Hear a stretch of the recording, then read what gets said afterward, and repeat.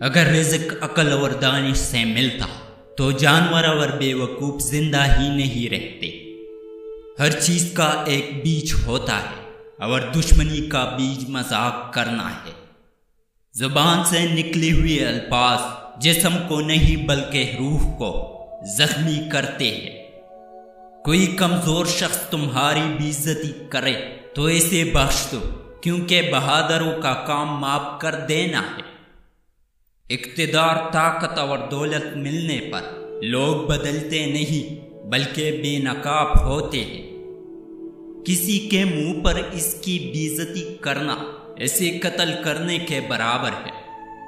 انسان مکان بدلتا ہے، رشتے بدلتا ہے، دوست بدلتا ہے، لیکن پھر بھی دکھی رہتا ہے کیونکہ وہ اپنا رویہ نہیں بدلتا۔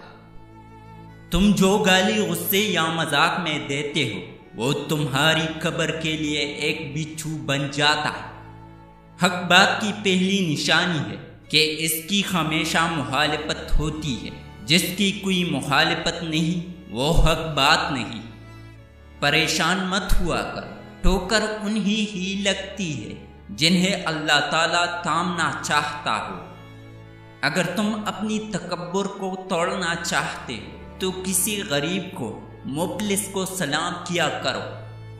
1000 لوگوں میں اس ایک کو عزیز رکھو جو تمہاری غیر موجودگی میں تمہاری عزت پر کوئی داغ برداشت نہ کرے۔ اپنی زبان کو یوں محفوظ رکھو جس طرح سونا اور چاندی کو محفوظ رکھتے ہو۔ جو ذرا سی بات پر دوست نہ رہے سمجھ لینا وہ کبھی دوست تھا ہی نہیں۔ جو ظلم کے ذریعے عزت چاہتا ہے اللہ تعالیٰ اسے انصاف کے ذریعے ذلیل کرتا ہے۔ بے شک مشکل کے ساتھ آسانی ہے۔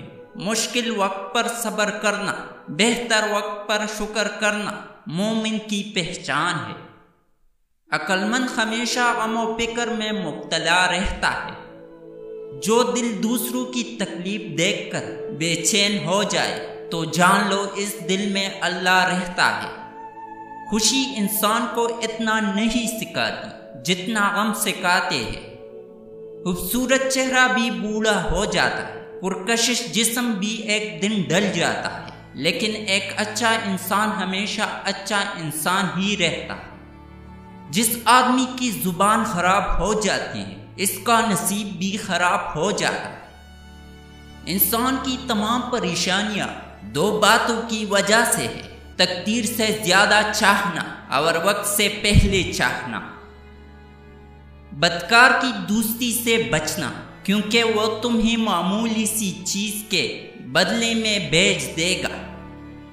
زیادہ سوچنا انسان کو ختم کر دیتا ہے۔ بس دعا کرو اور اللہ پر چھوڑ دو۔ غیبت کرنا کمزور آدمی کی آخری کوشش ہوتی ہے۔ جب تمہاری مشکلات حد سے بڑھنے لگے تو سمجھ لو کہ اللہ تمہیں کوئی بلند مقام دینے والا ہے۔ ایسا بہت کم ہوتا ہے کہ جلد بازی کرنے والا انسان نقصان نہ اٹھائے، اور ایسا ہو ہی نہیں سکتا کہ صبر کرنے والا ناکام ہو جائے۔ لوگوں کے اخلاق کے مطابق ان سے میل جول رکھو اور اعمال میں ان سے علیحدہ رہو۔ دنیا تمہیں اس وقت تک نہیں ہرا سکتی جب تک تم خود سے نہ ہار جاؤ۔ گھر میں غصہ ہونا گویا ایسی ویران کرنا ہے۔ کسی کے ایمان کا اندازہ اس کے وعدوں سے لگاؤ۔ اسے اپنا راز کبھی مت بتاؤ جس کا کوئی راز تمہارے پاس نہ ہو۔ شک کو اپنی اوپر غالب مت آنے دو، ورنہ تمہیں دنیا میں کوئی ہمدرد نہیں مل سکے گا۔